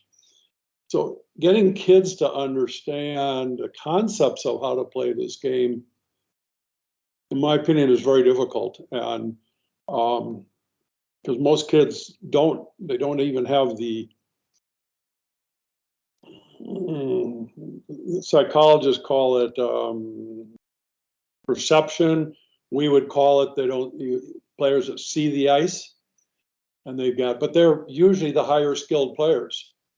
I think about skills I got a couple of kids on my team now that are starting to drive automobiles, which is really scary. And we learn to drive a vehicle, and we come up to a stop sign and we stop. We don't have to kind of think about it. We know that if we don't do it, it could be life altering or ending. But we do this in our subconscious. So a lot of the skill work that you're doing, Kim and Mike, and what I'm trying to do is develop subconscious level skills that become autonomous. One of the guys I coached with for a long time then talked about the game in terms of recognition of patterns and common reoccurring situations, zone entries, one-on-ones, two-on-ones, all the things that happen in a game. And eventually, just like driving a car, they're foreign to start with, but you suddenly now you can drive your car and text and listen to the music and talk to somebody in the car. Now, it's dangerous, clearly, in an automobile, but in hockey, I think the same thing, that once you master a certain amount of skills, you can suddenly, your game can kind of open up, and you can see the game. We mentioned, I think Mike talked about this. The kids don't watch hockey. They don't watch pro games. They don't even watch their high school team play. They don't. And what do? They're on video games and busy playing each other on video games constantly. And it's too bad, because I think that it's hard for the kids to really imagine the game in their head and then have people to emulate. Because I think having players that you look up to and you try to emulate them. We used to do outdoor hockey, Guy Lafleur and Rocket Richard and all these guys, heading up and down the ice on the outdoor rink. And, the kids here, they don't even know who's playing for the Wild, other than Kaprizov, because everybody knows who Kaprizov is. So I don't know. I think the world's changed. I think we've talked about this. And, we've got teams. I don't know what you guys do in Canada. The other night after our game, they got 13 kids on the bench, and nobody sits on the bench because there's 5 coaches, 5 walking the bench. And of course, I'm sure they're all dads of players on the team. And I'm going, how many coaches do you need? This is not a football team. So I think a lot of things have changed. And it's, for a guy like me, it's a little disconcerting, because there's such a limited commitment to becoming a better hockey player. Speaking on that, Al, I went just to a local rink the other day on Wednesday, and I'm skating, and a kid about 12-ish, 11, 12-ish. He went Yep. on one of the other rinks and he brought some obstacles and all this kind of stuff. And he was kind of doing the Connor Bedard kind of practicing all by himself. I imagine he Yeah. was probably supposed to be in school, but he was on the ice because it was like 11:30. But I found that interesting. So there was Like a on a 11-year-old on the rink and a 75-year-old on the other. Yeah, I mean, it's, I was working with a girl a couple years ago, and she was doing amazing things. She was a U12. And she was doing some of the, I was giving them some drills that were higher. I was using some of the Bukach drills. I don't know if you've seen Ludic Bukach's quick hands, quick feet kind of stuff. They're different, so the kids like different. And I asked this girl, I said, Maddie, how did you learn to do that? Oh, she said, I watch a lot of stuff on YouTube. And I said, wow. And that's that open foot skating when you come up to somebody and rather than turning sideways, you just open up and go around, which is a very European style of moving around a defenseman or a goaltender, rather than keeping your feet close together and turning your shoulders and your feet. It's wide open and it's very, very effective. And she just said, I watch YouTube. And I said, well, you need to demonstrate this for these other kids. But by the time they're 15 or 16, I don't know what you guys find, but their habits are so ingrained that it's really hard to change them, especially in a team practice setting where you have so many things you're trying to accomplish in the scope of an hour or an hour and 15 minutes. And with short rosters, there's only so much you can get done. But like what Kim's doing, I run a lot of small area games, cross ice. I keep changing them up a little bit to accomplish different things. The 3-second hold rule, you got to pass it within 3 seconds. Because the one or two kids will just go out and dominate it. I want everybody involved. So you kind of have to force things to happen without their kind of knowing how to do it. One drill I use, which I just love, I don't know if I got that from one of you guys, but it's a partner drill. So they're facing each other, and the one kid with the puck will pass it to the other kid, but they're moving back and forth widthwise. And they're trying to stay 20 to 25 feet apart. And the player with the puck will pass it to the other player, who will then take it and either do an escape one way or an escape the other way. And then take a couple of strides, and now they're going the other direction. And then he'll pass it to that player who will do an escape one way or the other way, or a double escape, and then come back and pass. And then I added a couple of weeks ago, pass to the feet, not to the stick. Passing a puck in a kid's, they need to learn that skill. And I've got a group of them that won't move. They just stand until I come out and I go, you got to move. Well, then last night I said, all right, now I've told you 20 feet. How wide do you think the rink is? 30 feet?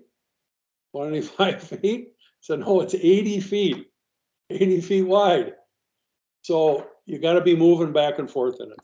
And there are so many skills in that drill. Think of the skills you got to have. You got to be able to skate forwards, transition backwards. You need to escape left, escape right. And if it goes into your feet, you need to be able to get the puck and kick it out and then do an escape. I mean, that's like 4 levels of skills as a warm-up drill every day. And I told him yesterday, we've been doing this all year. I'm not going to come out and correct you anymore.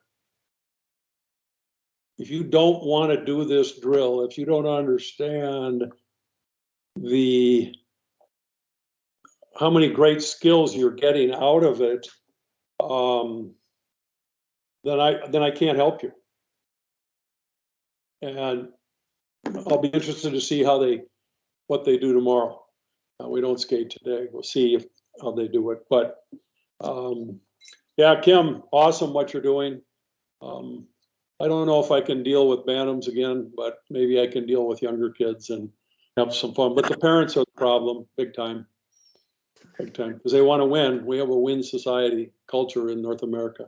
Winning is the only thing that matters. And Well, I did a it's modification. actually the last thing that matters. I just wanted to mention, related to what you're saying, Al, you talked about that back and forth transition skating drill with a puck, evasive turns and whatnot. You know, that's deliberate practice. Tom talked about 12-year-old boy out there doing that deliberate practice. And Tom talked last week about Bedard when he was 9 years old, and he's going around pylons in the hallway of his home as a 9-year-old on rollerblades. And they went to a holiday in Hawaii that he agreed to only if he could take his rollerblades and hockey equipment. So the boy that Tom was out with, chances of developing a higher skill set, so he'll have more time and space to think and make decisions when they get to the teammate. So that deliberate practice is vital. But now the game-like practice where you have to make decisions using those skills is critical. There's that line between deliberate practice and game-like practice where your brain and the skills you're using are intuitive to the situation. And that's the balance. Many coaches, and I wrote this down as you were talking, how many coaches that you observe, Kim and everybody on board, are yellers? How many are tellers all the time, telling the kid what to do, when to do it? And if that's the case, they're never developing their cerebral part of decision making. They're trying to do what you told them to do. So there's that fine line between making sure they have the skill sets, and we've talked about that, as Kim did on backward skating and all the skills that go into playing the game. But the art of it is letting them play and apply those skills without interference with their minds. And in play, they'll be that much better if you let them play. A great reason not to have cones and whatnot on the ice, because they're not gathering any information from their environment when they do that, or requiring something where they have to interact with people. I think, well, what you're talking about is like a perfect example of how we want to go about our practices. I mean, there are times where you want to go through a drill where they have to be very specific on the skill and the technique. But otherwise, like, nothing gets me going further when you see like, it's the best way to call this, like a chain of events where it's one thing to the next, and you have to do this, then you have to do this, then you have to do that. Well, are they actually thinking, or are they really just focusing on doing what you told them to do, and there's no actual cerebralness? Grinds my gears. Mike. Yeah, so I my only comment would be, in a vacuum, I really do believe all this is great. Like, and I mean, I think if people saw me from afar, they'd be, okay, this guy teaches the way he preaches, I think. But in my world as a advisor, and my world in working with multiple youth hockey programs, and knowing that we have such a, and this is all self-imposed, by the way, we have a limited time with the kids. And like when I'm working with 7 or 8 dads and moms on the ice, I just did a clinic down in a prep school this past Tuesday with the 10U team. And it was all about, every game was a constraint-based game. But there was a lot of cones. There were a lot of Edge Boss hockey gear out there. There were a lot of bumpers out there. And it was because I'm trying to speed up the process of them getting it. I think it's wrong, but right now there's not, the only alternative is to convince them that they should actually be in a free play environment every day. and to find the same money they're spending on going to 7 tournaments, spending, $15,000 collectively as a team and investing that in their kids' development, that's where the pendulum has to swing. Because when you only get 2 50-minute sessions a week with the kids, in my perspective, from a business point of view, I need to go in there and produce something that looks like hockey, that keeps the kids moving and active, because that's what the customer is looking for. And frankly, that's what the coaches expect. They don't have, if they were in this room, they don't have the vision to see where this will lead. They don't have the ability to have I joke around with the people I work with. I'm like, I do have a crystal ball. I know exactly what is going to happen with your kids because of my experience. Yep. Can I fix the plumbing in my house? No, can't do that. But I can do this.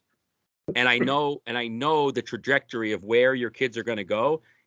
So what I try to do is speed up the process by having, and I know, Wally, you don't like manipulating. So I'm influencing the opportunities on the ice with the kids and the coaches, because I'm trying to almost teach them together to see it.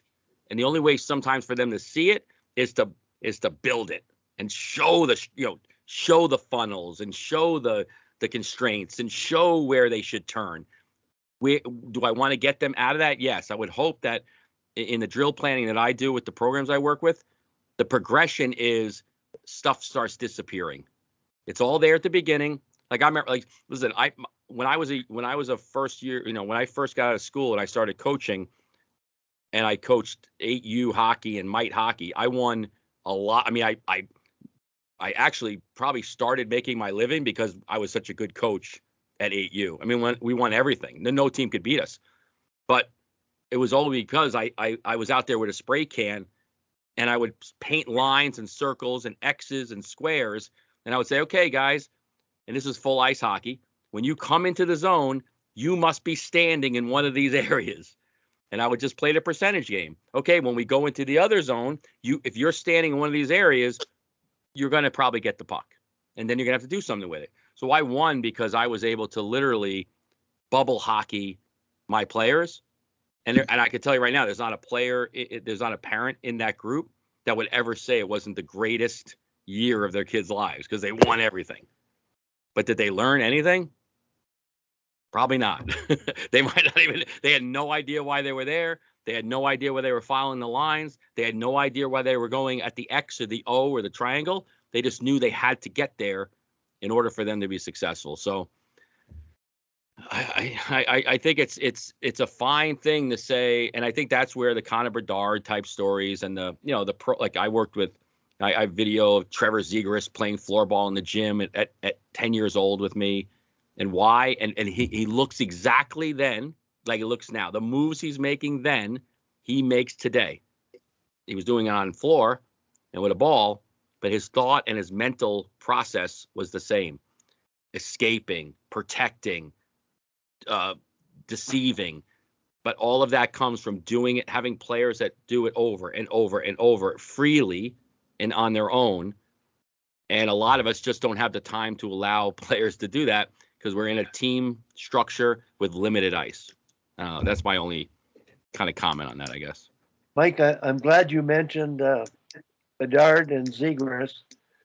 I evaluate the skill development, and those kind of kids won't put in the time, like Al mentioned, that Zegras and Bedard do. And you have to be crazy to get to that level because the repetitions required to get to that level are amazing. Now, my question is, how good are they at playing with each other? And as I talked about before you got on, Mike, how good are they at playing without the puck so the team can win? In other words, 200-foot awareness, responsibility. And we began the talk that way. Yeah, so, I was listening in, and I guess the one side of me says they don't need to.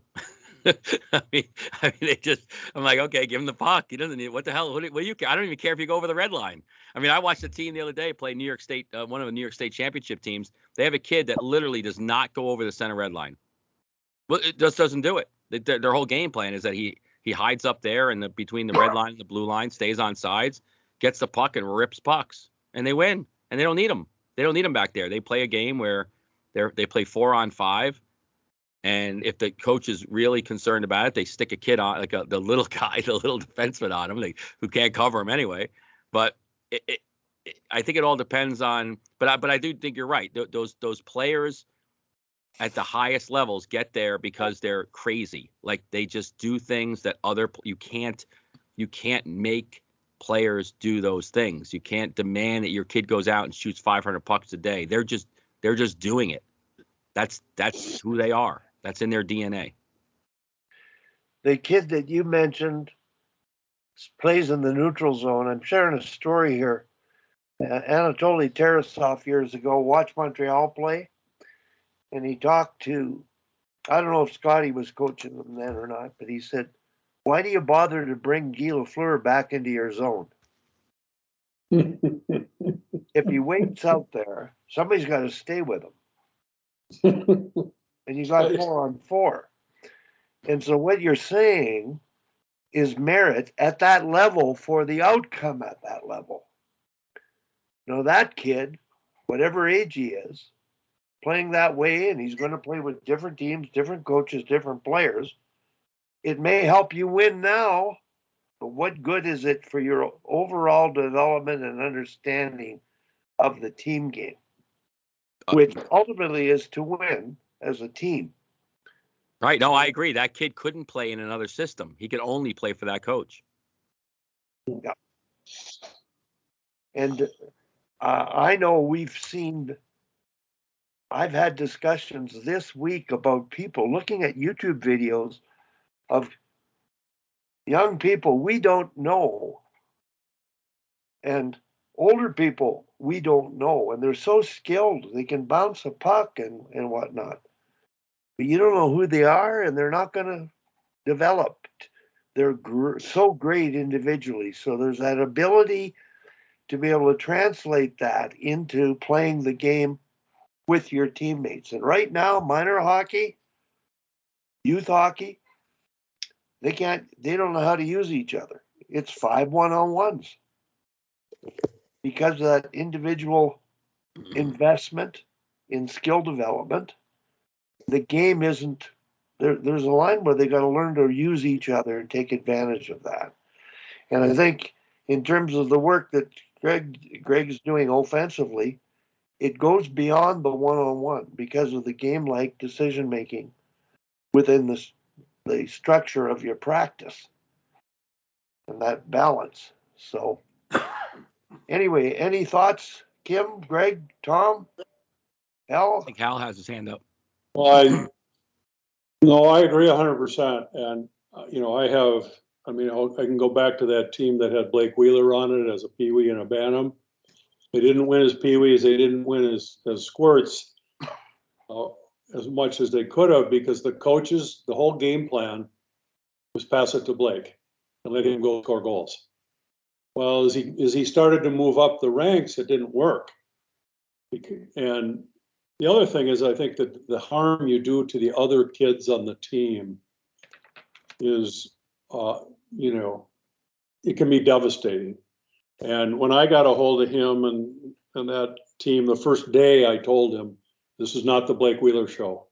You're just one kid on this team, and you're going to need to integrate your way in. I've seen this with a couple other teams also that I've been involved with as a coach. And I was part of a team last year on the girls' side where the coach ran his top 6 kids nonstop. And when it got down to the end, when it got down to when it really mattered, they got run right out of the rink because the other teams were playing 3 or 4 lines and he's playing 2. And I've seen this over and over again where and then the kids, I'll just, even in my own playing experience, because I relatively to where I played hockey, high school hockey and beyond, I was one of the better players, and you come up the ice and here's one of your teammates. Should I pass it to him? Okay. Whoops, nothing happened. Next, after a while you go, if I give the puck to that player, nothing's going to happen. It's bad. Nothing good's going to happen. So players instinctively figure out who they can play with and who to avoid on their own team. And And parents that's the encourage that. skill differentials. And parents are aware of that, and that's where the problems begin, because you continue to develop a mentality like that. And the idea of I agree. creating some chemistry and people that can play together, I'm not sure at what age that happens. So I don't know, Kim, when you create whole ice line combinations at U9, I don't think that's going to be valid, but you've coached up the ladder. At what age do you look at who plays with who, creating a chemistry of comfort with one another and complementing one another? That's interesting because I talk about it with our coaches all the time. And I mean, it's never been wrong for me. It's always been true. And I know we don't like, Tim's not here to call me on that. If I put the best 3 players on the same line, they dominate always. Mm-hmm. Has never been different. And yet, as coaches, right, we go, oh, well, they should be on separate lines because then we have balance. But in girls hockey, goal scoring is everything, right? So, one year I had 2 of the top 5 scorers in the PWHL. And on the power play, they were always together, right? And our power play was, 30-40%, right? But they were the two centers, and they were great centers. So often I wouldn't have them on the same line. But then, of course, as soon as I put them on the same line, it was like you took 2 Team Ontario players together, and like instantly, like the second you put them on the same line, they elevate. Like it's instant. You go, Sally, why weren't you playing like that before? Because Sally didn't have her buddy. It's not, and these are lovely humans, and they're captains of their university teams now, and they are wonderful. But all of a sudden, they had someone who was at their level. And so it's interesting that, now I'm consulting so many of our coaches, and, we have 2 players that I would say would be exceptional. And I would say in the 15 years I've coached here, we've probably had 5 of them. We just happen to have 2 of them right now who are the same age and on the same team. And they don't get played on the same line.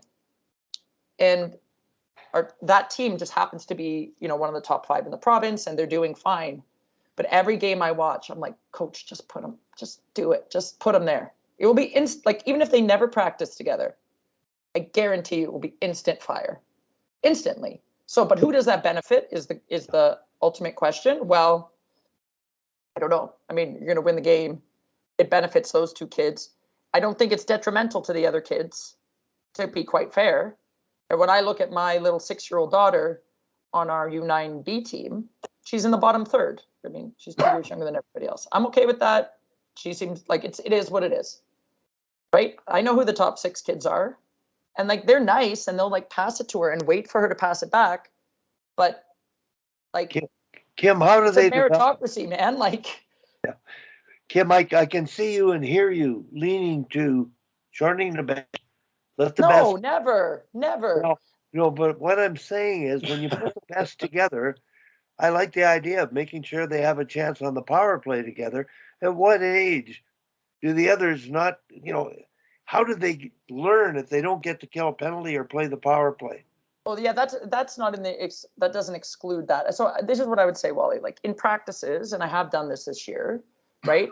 I will, if we have 3 stations, the best kids are doing the station together, the middle kids are doing the station together, the lesser skilled are doing it together, and it's fantastic, right? My kid is with her peers, and she can hold on to the puck with those peers, and she can protect it with those peers. But if I put her in the top group, she cannot. And the top kids are not challenged by her. That's just the reality of the situation. So we promote those things in practice, right? And listen, there's a dad on the glass who's like, Sally should be in the top group. That's always going to be there, right? But then in a game situation, Why do we not do that? Why don't I just send out the 5 of them? Well, if I wanted the 5 least skilled players to play well together, I would probably leave them together. They're relatively the same, right? So the argument goes, okay, if you've got the 4 least skilled players and the best kid all on the ice together, the best kid's doing all the work. She's skating after everything because she feels she can, and she's going to feel the need to, and she's going to get a lot of success by doing that. The 4 others don't have to do anything, right? If they're not with their right peer group, they're just accessories, right? So the relatively balancing of the line doesn't benefit the least skilled kids on the team because they're just pylons. They're just the third wheel, right? But I would say, and I don't know the answer, Wally, but I would say in the majority of the teams I've coached, when I look at the forward lines, I have 2 that are very complementary, 2 that are strong together, and a third that I'm usually less sure of. So I'm usually operating by 2s and filling in the third spot. It's been rare that I've had a true, 3 that are really balancing each other that well. So I don't know the answer to that, Wally, like in terms of how I will do it with this age group. But what I see in practice is when you do put them together in these ways, they are infinitely more confident. In a game, if I put our bottom 5 out, I don't know, it's probably not going to go that well. No, but Kim, what you're doing in the practice, I totally agree with. Totally. They're only going to improve if they practice and compete together in practice. If they go through stations in groups, if they got to learn to play together. Now, I'm telling you from my life experience, I rolled lines. I didn't put the best players together. And I'm talking at a very high level. And if you can win a national championship with 2 Olympians split up, never playing together, against a team that had 8 Olympians, it works. The confidence of the ability of those kids who I knew someday would play on the national team. They played together. There were enough. They were talented enough. They all got opportunities to kill penalties and power play. And we won a national championship. So right, but Wally, putting the best kids together on the same line doesn't mean they're your power play. They're just on the same line. I'm not saying that's your number 1 unit. They're just on the same line. I'm just saying I balanced the lines so I could roll the lines. Right, but I'm saying in minor hockey, sometimes, and again, this has been my experience in consulting other coaches, right? So I say to them, they're like, we can't score. We're not winning. Great. I run all your practices. Those are your 3 best players. Put them on the same line. They say, okay, Kim, sounds great. They win the next game, Wally, and nobody's crying. They're not only playing that line. I don't say, put those 3 together and double shift them. The other 2 lines are fine. They might actually be better off, is what I'm saying. And again, I don't have a huge sample size, right? I have the teams I've coached where I put the top 3 together, instantly works. And the teams that I consult, when I say put it together, they get team success, right? And arguably those 3 are scoring the goals. I don't actually know that to be true, but it does ignite something within the team. Is it a long-term strategy? I don't know. But in girls hockey, where scoring is so outweighs everything else, then maybe it is a solution. And I'm just saying it's worth trying, as long as you, as a coach, you go, okay, well, that doesn't mean they're first to start every period. It doesn't mean they're first to start every power play, right? If you can put the 3 on the same line and roll them, I don't know. Well, everyone's still getting the same ice time. I didn't at that higher level. Tom Malloy, are you still with us? Yeah.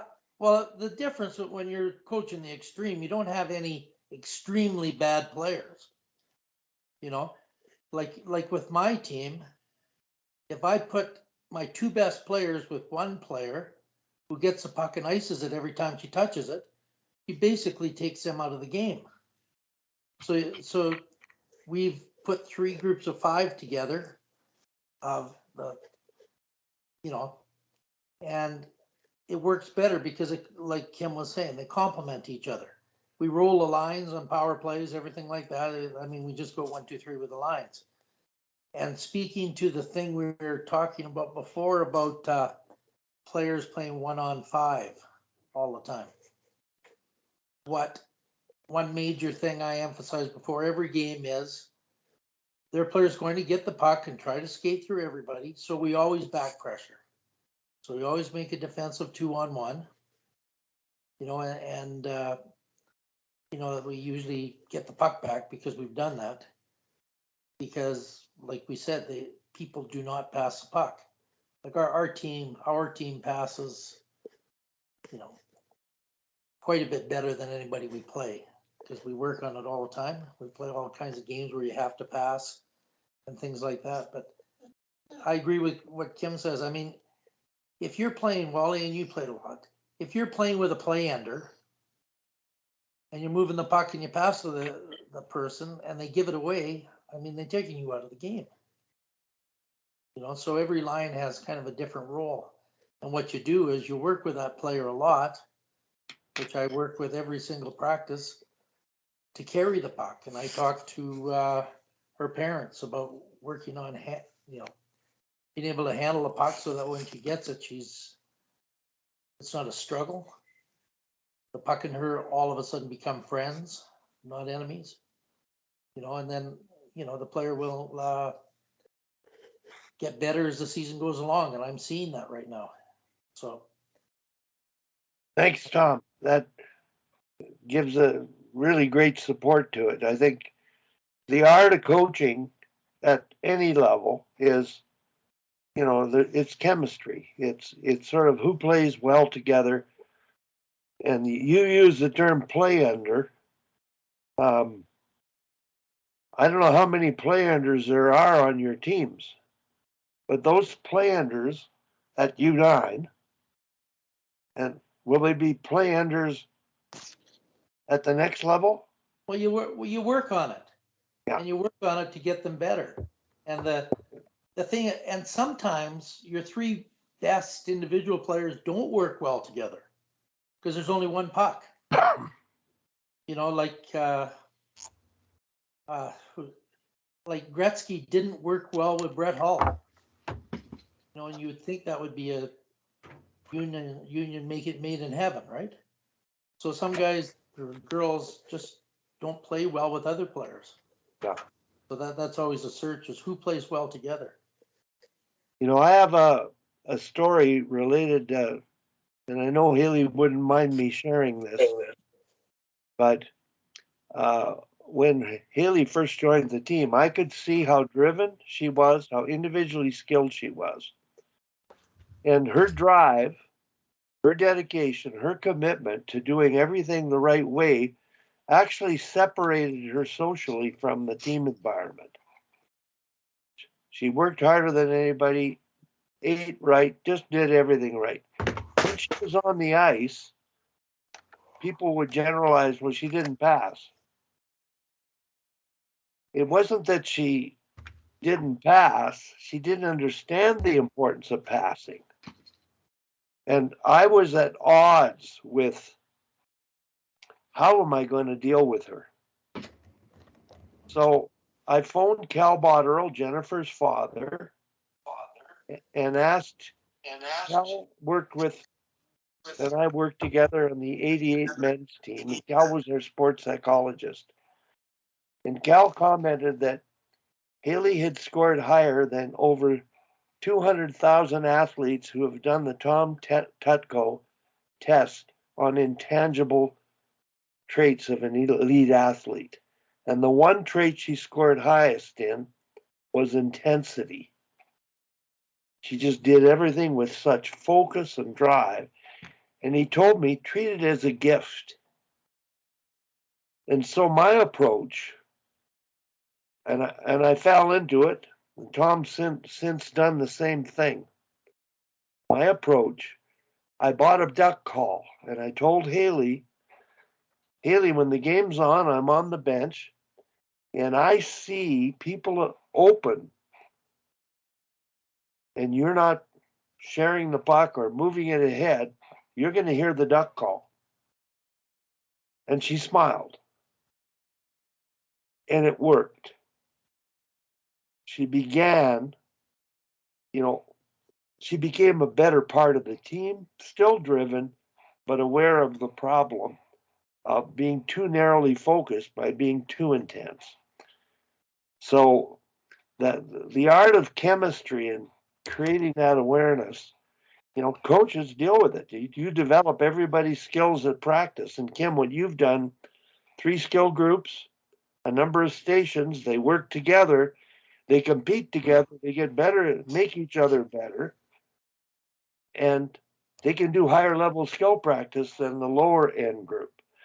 And we started this program in Cochrane when we call the 3 skill groups Eagles, highest skill, Hawks, middle group, Falcons, younger group. And they would rotate between the 3 stations of practice.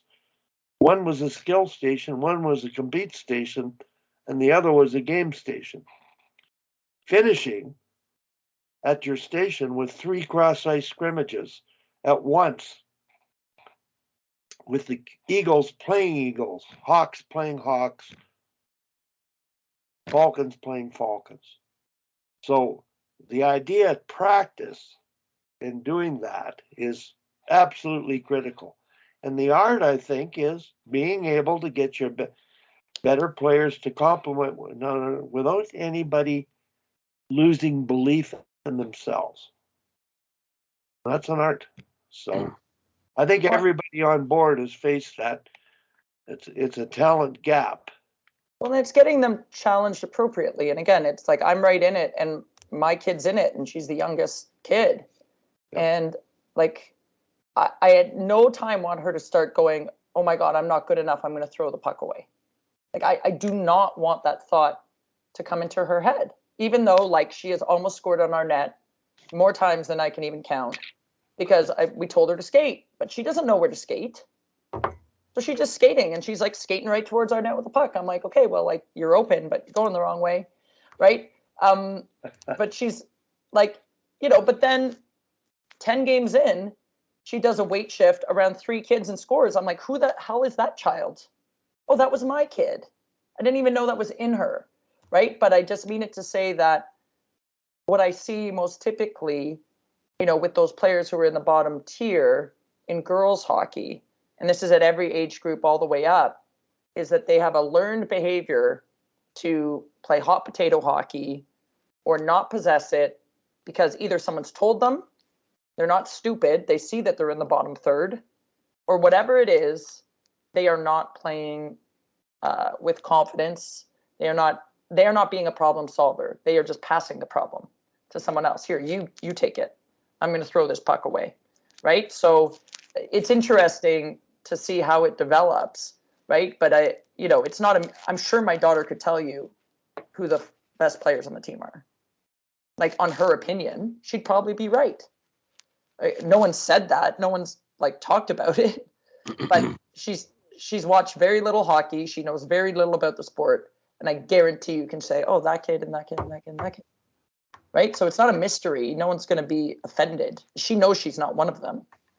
Right. So it's an interest. Like I said, I'm in the learning phase and I got to jump off. But we'll see how the full ice game goes. I wonder how many breakaways we're going to give up. It's going to be fun. Or get. You know what? We'll see. But it's I actually just thought like, how boring is this for the goalies now? Oh, oh my God. At least before they were getting shots. Like I just from your own daughter, but that's okay. I mean, she didn't score any on her own net. But it's always listen. You always got to be ready and active, right? But I still to this day can't understand like the fascination with getting to real hockey quicker because it's so much more boring. And again, I'm almost to the point where I'll give up on the elite. Like if you're perceived to be the elite 10U team, like if you're the team at full ice, that's the best team in the building. The best 15 kids. You're the best. Go nuts. But everybody else would benefit so much more and play so much more and just have so much more fun. But we've done something where we can't get people to visualize that bumpers and boards in the middle of an ice surface in an NHL size rink is bad. And I agree completely now that I've been in it. And I always thought it was a good idea. I just had never experienced it personally. But this transition in the middle of the season is I'm teaching a different sport right now, Mike. Like this is the part I don't see the value, especially in spending the next 3 months playing full ice hockey. Like, why not just take the half ice to the end of the season, and then starting in September, be like, okay, here's what offside is. Like, I just don't see the point in this middle of the year transition. The joke in USA Hockey was, well, how are my kids going to go from 8U to 9U and then learn offsides? I go, you know when they'll learn offsides? The first time they're offsides. And they learn it. The first time they're offsides, everyone screams at them. The ref gives them like, what, you don't know what you're doing? Like everyone, and then they go, oh, you mean I can't go over the blue line before the puck? No. Oh, okay, got it. I don't need to teach it. I don't need to scheme it.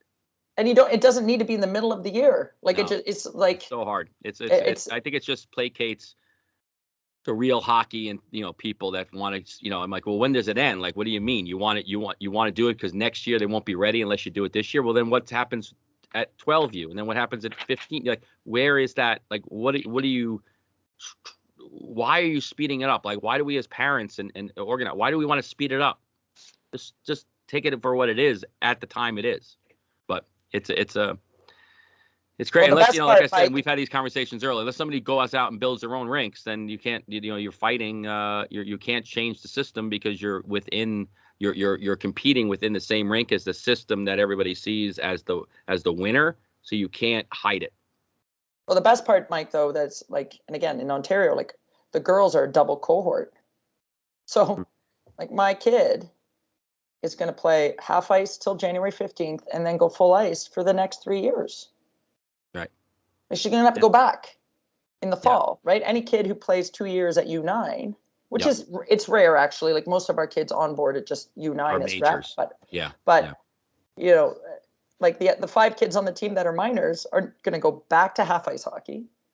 And then on January 15th, go back to, it's not a system designed for the girls. Nothing ever is. But, I think now she's going to be like, wait, what? I go back to this other hockey now? Like it's really another sport. But like I said, guys, it was good to see everyone. Thank you for I got to run too, guys. Thank you. Babo. Okay. Thank you very much, guys. I don't know if Greg's still on or not, but I had a question for Greg, Tom, and you and I can chat here a little bit about it. I'm curious about how they create line combinations, just like, when you talked about your line combinations, and I'm setting off record now, Tom.